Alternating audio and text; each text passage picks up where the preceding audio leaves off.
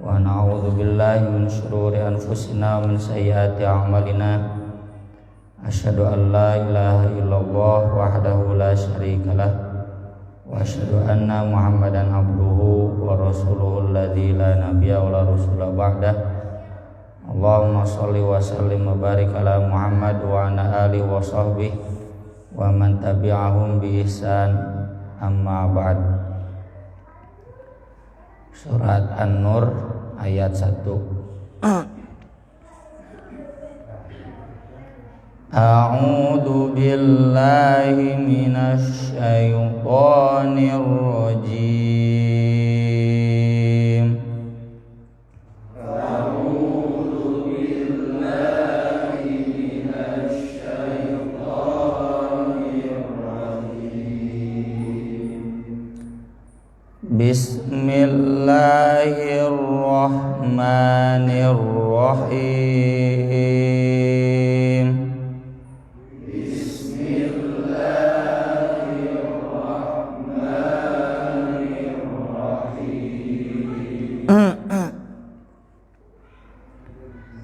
Suratun anzalnaha wa faradnaha wa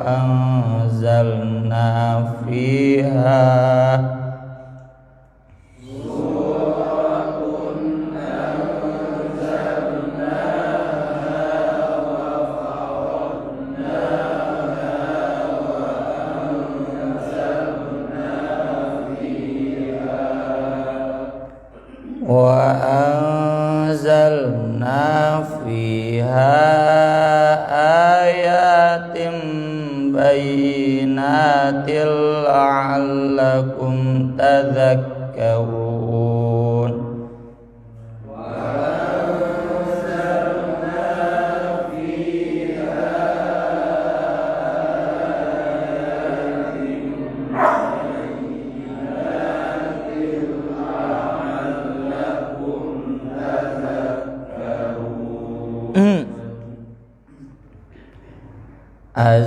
Az-zaniyatu waz-zani fajlidu kulla wahidin minhuma mi'ata jaldah.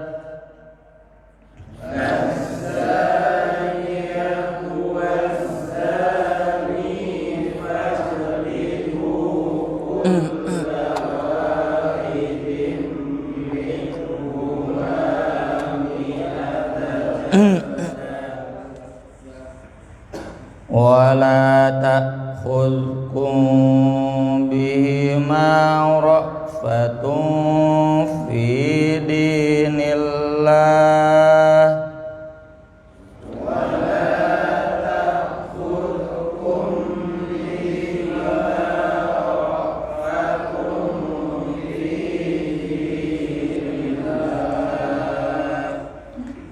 In kuntum tu'minuna billahi wal yawmil akhir.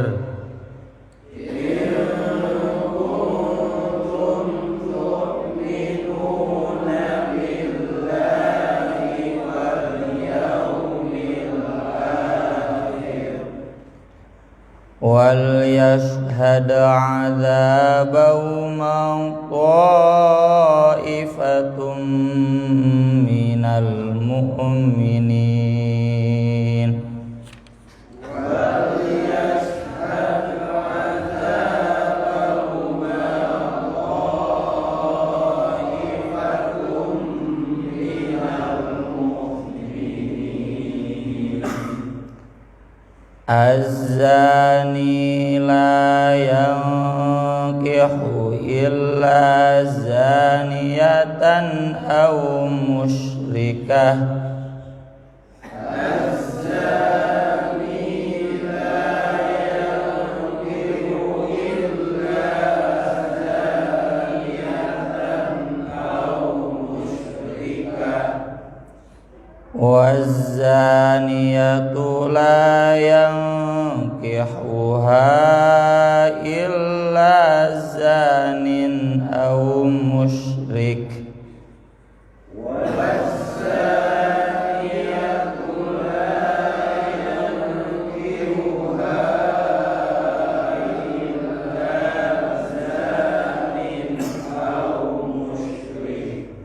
wa hurrima dzalika 'alal mu'minin.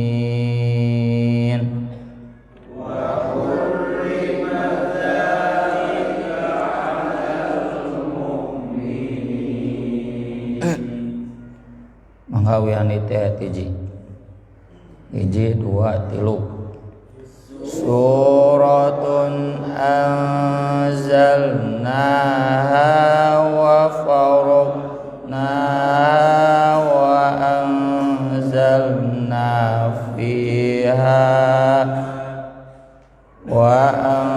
anzalna fiha ayatin bayyinatin la'allakum tadhakkarun. Az-zaniyatu waz-zani fajlidu kulla wahidin min mi'ata jaldah wa la ta'khudhukum bihima ra'fatun fi dinillah in kuntum tu'minuna billahi wal yawmil akhir wal yashhad 'adzabahuma ta'ifatun minal mu'minin. Az-zani la yankihu illa zaniyatan aw musyrikah waz-zaniyatu la yankihuha illa zanin aw musyrik wa hurrima dzalika 'alal mu'minin.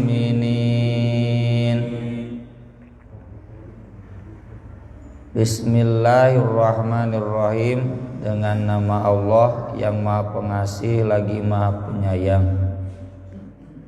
Suratun, ini adalah surat. Ini kalau langsung khobar ya, bukan mubtada. Cirinya ditanwin menunjukkan tanbih, menekankan. Ini adalah surat anzalnaha yang kami telah menurunkannya, wa faradnaha dan kami telah mewajibkannya. Jadi akan ada banyak kewajiban yang dibahas di surat An-Nur, terutama seputar ahwalus syakhsiyah, kehidupan rumah tangga, kehidupan sosial. Wa anzalna dan kami menurunkan fiha di dalamnya ayatim bayyinat, ayat-ayat yang jelas. Jadi sedikit saja yang mutasyabihat, sisanya ayat-ayat yang jelas. Karena terkait hukum itu memang muhkam. Muhkam itu kan jelas. Uhkimat itu yang dijelaskan. La'allakum tadhakkarun, agar kalian selalu ingat. Az-zaniyatu, perempuan yang zina, waz-zani dan lelaki yang zina. Fajlidu, maka ukullah, cambuklah, deraklah. Arti asalnya jilid. Jilid itu kulit, sesuatu yang menyakiti kulit. Kulla wahidin, masing-masing minhuma dari keduanya, mi'ata jaldah, 100 kali derak, 100 kali cambuk, 100 kali pukulan. Wala ta'khudhukum, dan janganlah mengambil kalian, mempengaruhi kalian, bihima kepada mereka, berdua. Ra'fatun, kasih sayang. Bukan berarti tidak boleh ada rasa kasihan, ada, cuma jangan mempengaruhi. Fi dinillah, dalam urusan agama Allah. Naudzubillah min dzalik, kalau kasusnya itu keluarga kita, masa kita nggak sayang keluarga kita dihukum. Tapi jangan mentang-mentang sayang kemudian hukum Allah, agama Allah ini tidak ditegakkan. In kuntum, jika keadaan kalian tu'minuna billah, beriman kepada Allah, wal yaumil akhir, dan hari akhir. Ini harus jadi pedoman nilai kita. Keimanan itu harus mewujud pada ditegakkannya hukum-hukum hudud, hukum-hukum pidana yang terkait kehidupan sosial kemasyarakatan. Wal yashhad, dan hendaklah menyaksikan adzabahuma, penyiksaan kepada mereka berdua, ta'ifatun, sekelompok orang. Ini ta'ifah itu 1 sampai 1000 juga ta'ifah, jadi minimal ada 1 orang lain. Minal mukminin, dari kaum mukminin. Jadi nggak bisa disiksanya di rumah, nggak boleh, harus di tempat yang terbuka, karena ini kaitannya dengan pekat ya, penyakit masyarakat yang harus dihentikan. Dan kita rasakan sendiri jinah mah tuluy we beuki ka dieu teh beuki loba. Azani, lelaki yang berzina, la yankihu, tidak menikah, illa zaniatan, kecuali dengan perempuan berzina, au musyrikah, atau orang musyrik, perempuan musyrik yang tidak meyakini bahwa zina haram. Wazaniatu, dan perempuan pejinah pun, la yankihuha, tidak boleh menikahinya, illa zanin, kecuali lelaki yang berzina, au musyrik, atau orang musyrik, orang kafir. Wa hurrima, dan diharamkan dzalika, hal tersebut, alal mukminin, bagi kaum mukminin. Surat An-Nur itu artinya cahaya. Ini terkait firman Allah di dalam surat An-Nur ini, nanti ayat 30-an ya. Allahu nurus samawati wal ard, tentang bagaimana cahaya Allah yang menerangi langit dan bumi.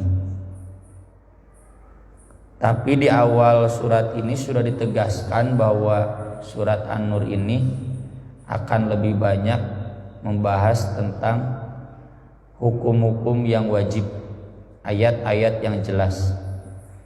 Dan di sini hukum pertama yang dibahas adalah zina. Imam Ibnu Katsir di sini banyak menulis hadis. Demikian juga di kitab-kitab fikih sudah maklum bagi yang sudah mengkajinya bahwa terkait hal-hal zina ini ada beberapa hal. Yang pertama tentang definisi zina, itu melakukan praktik jima di luar nikah, baik itu belum menikah atau sudah menikah tapi dengan pasangan yang belum dinikah. Kalau dengan istri kan halal, yang dengan sudah dinikahi ini mah sudah nikah sarena jeung nu lain, selingkuh ya. Dan harus jima, bukan hanya meraba, bukan hanya bercumbu ya. Bahasa Nabi itu seperti pedang yang dimasukkan ke sarungnya ya. Bukan hanya mencium. Di Bulughul Maram ada hadisnya, Hadis Ma'iz terkenal, dia datang mengaku zina,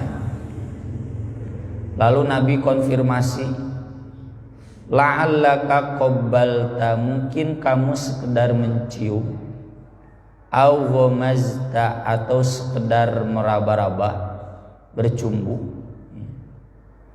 Tidak, Nabi, saya zina. Seperti memasukkan benang ke jarum gitu. Ya, abika junun, kamu gila tidak? Tidak gitu. Dan tentu ini konfirmasi gila itu jangan ditanya ke orang gila ya. Tanya juga ke yang lain. Jadi diteliti ini orang sedang sakit atau tidak. Ini menunjukkan bahwa untuk memvonis zina, ya kalau sekarang mungkin polisi itu nggak boleh sembarangan, karena kaitannya ini hukum yang berat. Harus betul-betul itu melakukan praktik jima di luar nikah. Kemudian di hadis Umar bin Khattab dari pernyataan beliau, ya, disebutkan hukuman zina itu bisa ditegakkan kalau memang ada beberapa hal. Yang pertama ada al-bayyinah, ada bukti. Idza qamatil bayyinah, buktinya mungkin hari ini bisa visum ya. Yang kedua al-hablu, hamil. Iraku hamil nya nunyarean pasti aya. Awil i'tiraf, atau pengakuan. Tapi hamil pun ini harus zina, bukan pemerkosaan. Kalau pemerkosaan kan zalim ya. Kemudian nanti yang keempat adalah saksi yang dibahas di ayat-ayat berikutnya. Tapi saksi itu harus 4. Kalau kurang dari 4 orang, misalkan nih A, B, C, D, si A mau bersaksi, B, C, D nggak mau bersaksi, A jangan bersaksi. Kecuali kalau mau si B, si C, si D tahu tapi dia nggak mau bersaksi, doraka berarti si B, si C, si D. Tapi kalau si B, si C, si D, saya nggak terlalu yakin, tidak mau bersaksi itu karena nggak terlalu yakin, maka si A jangan melaporkan. Kalau melaporkan ini si A bisa dihukum 80 kali cambuk. Jadi menuduh zina, istilahnya qadzaf, tanpa bukti, tanpa saksi yang kuat. Itu kalau sekarang mencemarkan nama baik. Urang teh maksudnya dek laporan misalkan si A, kan bisa terbalik kita yang melaporkan dihukum kan, karena sudah mencemarkan nama baik. Nah di Islam juga ada kalau terkait zina. Jadi kalau hanya kita seorang, tidak ada sampai 4 saksi, maka jangan diajukan, karena nanti di ayat berikutnya dibahas fajlidum tsamanina jaldah wala taqbalu lahum syahadatan abada, dan dia tidak berhak lagi menjadi saksi selamanya kecuali kalau tobat. Jadi menegakkan hukuman zina ini tidak bisa sembarangan, apalagi baru desas-desus cenah si eta reuneuh ti heula karek cenah dari urang masuk disebarkeun cenah. Padahal Nabi melarang kila wa qola. Kila itu dikatakan, qola mengatakan. Baru dikatakan teh kalau bahasa Sundana baru cenah, baru katanya, baru kabarnya, lalu kita sebarkan. Dan ini asbabun nuzul ayat ini kan terkait kasus Aisyah. Baru katanya Aisyah selingkuh, menyebarlah. Ini dahsyatnya hoax ya, zaman dulu belum zaman WhatsApp padahal. Sampai sekelas istri Nabi dituduh selingkuh ya, pan itu waduh kejelemnya istri presiden dituduh selingkuh. Mun di Prancis geus teu aneh ya. Presiden Prancis yang sebelum sekarang itu selingkuh dengan ketua DPR na awewe dan sudah tahu semua gitu. Geus teu aneh Prancis negara lo. Nu ayeuna ge sarua kan ya, presiden yang sekarang itu merampas ya, istri orang lain, guruna geus boga salaki keukeuh we cerai jeung itu kawin jeung ieu geus biasa. Dua orang kafir mah zina itu bukan sesuatu yang aneh. Pamain bola pabalatak baroga anak si Ronaldo boga anak 4 geus kawin can.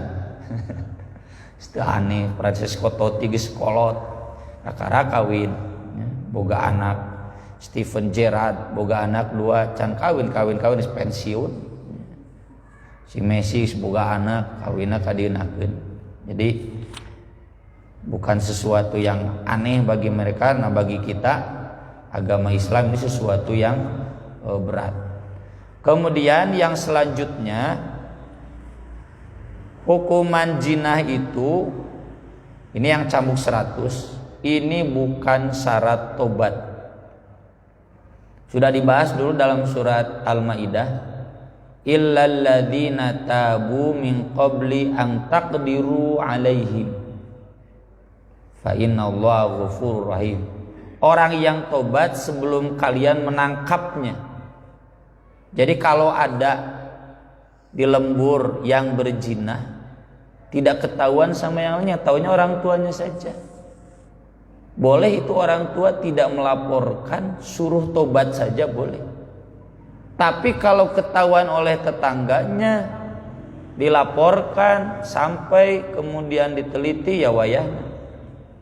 Nah, Islam menutup rapat laporan tadi. Ya. Jadi ini hukum zina itu bukan sembarangan. Ya. Kalaupun sudah terjadi, tapi kalau memang tidak mau dilaporkan, nggak apa-apa. Karena syarat tobat itu tidak harus ditegakkan hukuman. Di Bulughul Maram ada hadisnya. Ijtanibu hadhil qadurat, jauhilah perbuatan-perbuatan nista ini.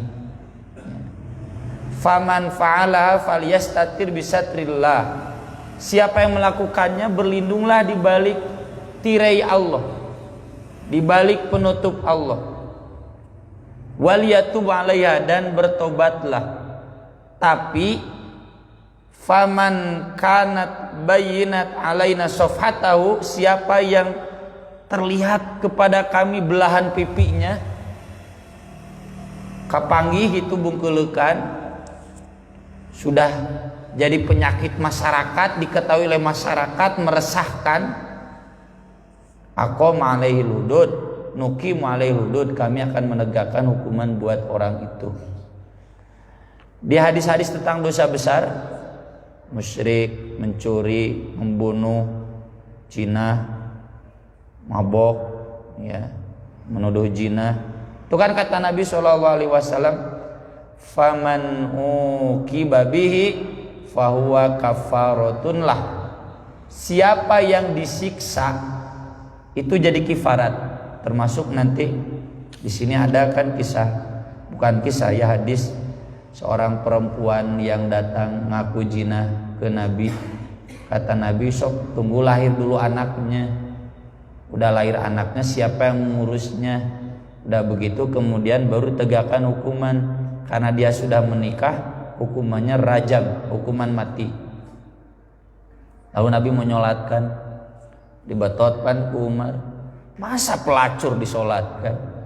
Kata Nabi, laqad tabat taubatan law wuzinat bisab'ina rajulan min ahlil Madinah lawasi'atuhum.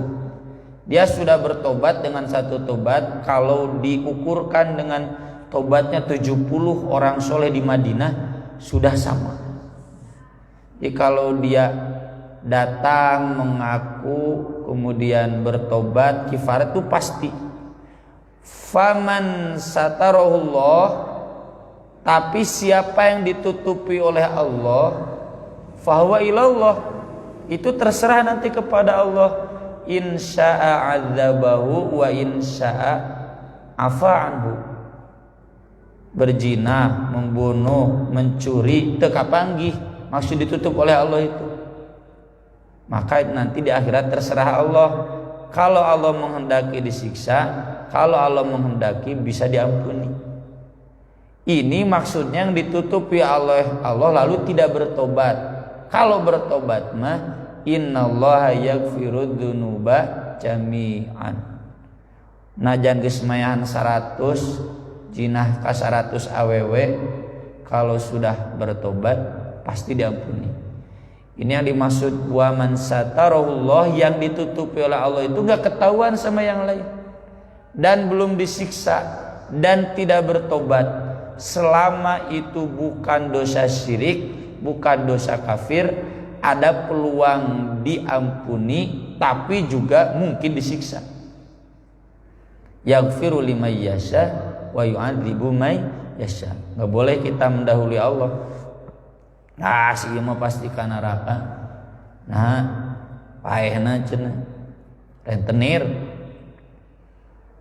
Mungkin diampuni ya. Tidak mutlak disiksa kan. Ini hadisnya jelas. Ahlus sunnah itu begitu ya. Pelaku dosa besar itu tidak dikafirkan, tapi maksiat itu tahtal masyiah, terserah Allah. Kalau Allah menghendaki disiksa, kalau Allah menghendaki diampuni. Dan kita jangan banyak protes, aing mun eta diampuni rugi ka urang. Rugi naonna? Pedah teu ngalaman cenah. Memang Nikita Mirjani jeung hayang sagala. Jadi yang jelas Allah maha adil ya, maha hakim, tepat hukumannya, syari'ul hisab, maha cermat hisabnya gitu. Kemudian terkait hukum jilid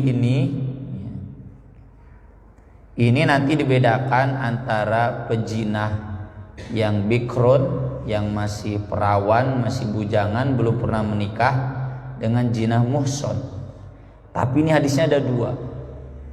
Satu, kalau dia itu perawan atau bujangan, gak pernah menikah, ini dicambuk 100 kali, sudah itu diasingkan ya. Semua Khalifah Abu Bakar, Umar, Utsman, Ali mengasingkan selama 1 tahun.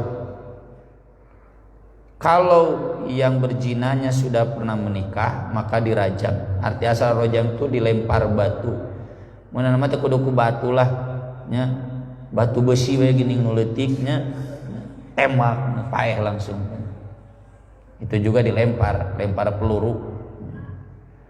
Jadi hukum mati. Nah, hadis yang kedua, yang bujangan, yang perawan dicambuk, diasingkan setahun, yang sudah pernah menikah disiksa dulu 100 kali, dipukul dulu 100 kali, sesudah itu kemudian dihukum mati. Yang mengamalkan hadis kedua ini Ali. Kalau Abu Bakar, Umar, Utsman, dah pokoknya mah penting mah paeh gitulahnya, udah hukuman mati nggak usah disiksa dulu. Tapi kalau Ali disiksa dulu karena memang ada hadisnya. Ya. Jadi jaldu mi'atin wa taghribu am, dicambuk 100 kali, diasingkan setahun. Itu bagi yang belum pernah menikah. Yang sudah menikah, jaldu mi'atin warrajmu, disiksa dulu 100 kali, kemudian dirajam, dihukum mati ya. Tapi kalau jumhur ulama ya, pakai dalilnya dalil A'rabiyani, terkenal 2 orang Arab gunung yang dia datang ke Nabi, anak saya belum menikah, bekerja di si bapak ini, dan jinah dengan istrinya yang pemajikan dunungan kan calutak bisa. Lalu saya menebus dengan 100 kambing dan 1 hamba sahaya. Tapi katanya tidak boleh. Bagaimana? Nabi menjelaskan, ala benika untuk anakmu karena belum pernah menikah, jaldu mi'atin wa taghribu 'am, 100 kali dicambuk, dipukul dan diasingkan selama setahun. Ada hadis di sini dijelaskan oleh Ibnu Umar, memukul itu memukul punggung dan kaki. Ya, jadi jangan pukul wajah atau bagian depan, memukul punggung dan kaki. Ya. Kemudian diasingkan selama 1 tahun. Diasingkan itu bisa dipenjara, bisa dikarantina di rumah, atau diasingkan itu tidak boleh diajak ngobrol oleh siapapun kecuali oleh keluarganya, atau tong aya di RW 4 nyingkah ka ditu. Harus begitu. Tidak ada larangan dinikahkan. Kalau dinikahkan boleh asal dengan yang menjinahinya. Diurangkan loba kasus tabrakan teh heula kawinkeun teh hajat di jeung urang datang di sarua dorakan. Dinikahkannya boleh silakan, tapi itu hajatna kan harus diasingkan setahun. Ya, jadi seandainya kita tahu terbukti jelas, ya sudah pada tahu, tapi kalau baru desas-desus yang tadi ya, jangan kita tajasus, jangan suudon, dan buktinya kan harus betul-betul ada. Kalau baru desas-desus, jangan menghukumi berarti dia sudah berzina. Nanti kita termasuk menuduh salah zina. Tapi kalau sudah jelas, misalkan sudah pada dia mengakui, ya kita jangan hadir, harus diasingkan. Bahkan RW pun tidak boleh mengizinkan. Mun polisi tong diizinan. Corona gitu, lain zina, corona. Tapi tentu ya alasannya karena zinanya. Kalau memang sudah RW itu berhak tanya ke orang tuanya, betul ini anak kamu zina, berhak. Ya, RT berhak. Kalau betul mengakui, pek kawin tong di dieu, harus begitu. Ya. Kalau mencambuk nggak bisa. Kemudian wa alam ra'atin ar-rajmu, untuk perempuan ini dirajam, dihukum mati. Kenapa beda antara yang bujangan, yang gadis dengan yang sudah menikah? Ya, yang sudah menikah mah tuh israf, pan geus, jeung hayang leuwih. Hari budak mora mah panasaran, meureun hayang ngajaran. Cia anu geus kawin pan geus. Jadi dorongannya yang kedua juga dorongan bagi yang sudah menikah karena sudah pernah merasa itu memang lebih kuat ya, dorongan untuk selingkuh itu sangat lebih besar daripada dorongan zina cenahnya cek ada pengalaman cek pakar kriminologi ya, dorongannya lebih besar. Kemudian ini harus disaksikan ya, apalagi ini terlalu banyak. Kemudian tidak boleh menikah kecuali dengan yang berzinahnya, yang musyrik, tapi tetap harus diasingkan. Dan kalau kemudian dia bertobat, tobat itu kalau memang serius ya, tidak mengulangi lagi, itu pasti diterima meskipun tidak ditegakkan dengan hukuman. Itu kurang lebih hal-hal yang dijelaskan oleh Nabi dan para sahabat lewat hadis-hadisnya. Oleh para ulama juga dijelaskan di sini tentang hukum zina ini. Nah, terkait rajam di sini ada keterangan dari Umar bin Khattab. Dulu ayatnya ada di Al-Qur'an. Asy-syaikhu wasy-syaikhatu idza zanaya farjumu ma'al batata.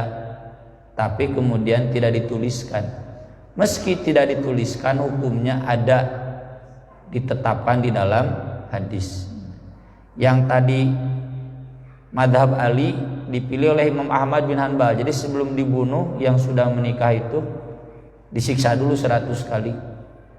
Kalau yang madhab jumhur langsung saja dihukum mati ya, tidak boleh disiksa dulu ya intinya dua-duanya mati. Itu bisa diamalkan dua-duanya tergantung kepada keputusan imam. Sekian yang bisa dibahas pada kesempatan malam ini. Barangkali ada pertanyaan sebelum adzan. Mang Hasan. Terkait dengan orang yang berzina, kapan boleh dinikahkan? Apakah langsung ketika masing-masing mampu dengan keadaan hamil, atau mengikuti ketentuan di mana seorang boleh dinikahkan ketika sudah melahirkan? Mana yang bisa lebih kuat? Di Dewan Nisbah itu pernah dibahas hukum menikahkan perempuan hamil. Itu haramnya sadud dzari'ah saja. Ya. Sadud dzari'ah itu mencegah, menutup jalan karena modus. Jadi sengaja menutupi perbuatan zina dengan menikahkan itu, padahal harusnya kan dihukum dulu. Nah, salah satu hukuman itu jangan dinikahkan, diasingkan dulu. Tapi kesimpulan fikihnya bukan berarti haram mutlak, hanya sebagai ijtihad dari pemimpin. Ya, boleh sebetulnya, nggak ada yang melarang ketika hamil asal dengan yang menjinahinya. Yang nggak boleh itu kalau yang dicerai hamil itu harus ada iddah, kan iddahnya sampai melahirkan. Kalau ini kan bukan dicerai, memang tidak pernah menikah misalkan, kecuali kalau yang selingkuh ya dicerai dulu oleh suaminya yang itu nggak boleh menikah, harus tunggu iddah. Tapi kalau yang bujang gadis, setahu saya tidak sampai larang. Kalaupun ada fatwa jangan menikahkan wanita hamil, setahu saya itu hanya sekadar sadud dzari'ah, pencegahan saking harusnya zina itu dihentikan budayanya, apapun caranya gitu. Karena sudah sangat memprihatinkan ya, apalagi sekarang zaman YouTube ya. Saya baca tempo hari yang lalu di Detikcom 7 artis yang terang-terangan mengaku zina di luar nikah gitu. Ayah, jadi penasaran yang hafal sawai. Sawai si goblok. Najero hate. Si gitu. Jadi ternyata mereka mengakui di YouTube kan, di akun YouTube-nya Istera gitu. Dan itu kan bahaya. Jadi seakan-akan normalisasi ya, dianggap normal saja, bahaya. Nah, untuk memutus itu boleh dilakukan berbagai cara, di antaranya yang tadi sebagai sadud dzari'ah. Setahu saya jadi nggak ada larangan kapan dinikahkan, harus kapan, nggak ada, boleh kapanpun, hanya harus diasingkan setahun. Jadi jangan ada hajat-hajat nikahkan langsung begitu. Dan kita yang tahu boleh konfirmasi ya, tabayun boleh, berhak karena ini hukum. Tapi nggak boleh menyebarkan isu gitunya, jadi suudon, jadi hasud, menyebarkan gibah, nggak boleh. Kalau mau tabayun langsung dan sudah tahu ya udah, kita nggak datang pernikahannya. Begitu mungkin yang saya paham. Adik, mengak terkait yang sudah menikah zina, terus dia bercerai, terus laki-laki itu pengen balikan lagi, kemana Ustaz? itu kalau sudah cerai balik lagi tergantung talaknya, talak keberapa. Kalau baru talak 1, talak 2 boleh. Tapi kalau sudah talak 3, yang ketiga kalinya dia menceraikan istri tersebut, itu nggak bisa balik lagi kecuali si istrinya menikah dengan lelaki lain. Dan ini nggak boleh dengan cara tahlil. Tahlil itu si istri itu janjian dengan lelaki lain menikah, tapi satu malam ceraikan dia buru abdi kembali deh ke salaki. Itu nggak boleh, itu tahlil, menghalalkan ya, menghalalkan yang haram itu. Meski menikah betul di KUA, tapi hanya modus, nggak boleh. harus betul-betul menikah secara wajar. Dan mengapa ada syariat itu? Agar setiap suami yang mau menalak istrinya ketiga kali pikir-pikir heula kumaha lamun ke hayang sia ku diasana ku lalaki lain gitu kasarna ya. Harus pikir-pikir dulu, gak boleh sembarangan talak 3, apalagi seenaknya langsung talak 3. Meski di jumhur ulama dibolehkan, nggak langsung talak 3. Di jumhur ulama dibolehkan sah tuh talak 3. Kumamun bogoh deui. Ya, itu harus menikah dulu dengan lelaki lain si istrinya. Dan kalau kemudian rukun, ya nggak bisa balik lagi. Nggak bisa maksa suami yang itu ceraikan untuk aku, nggak boleh. Haram, itu namanya tahlil. Gitu mungkin ya. Cukup, nanti disambung dengan kajian ayat-ayat berikutnya.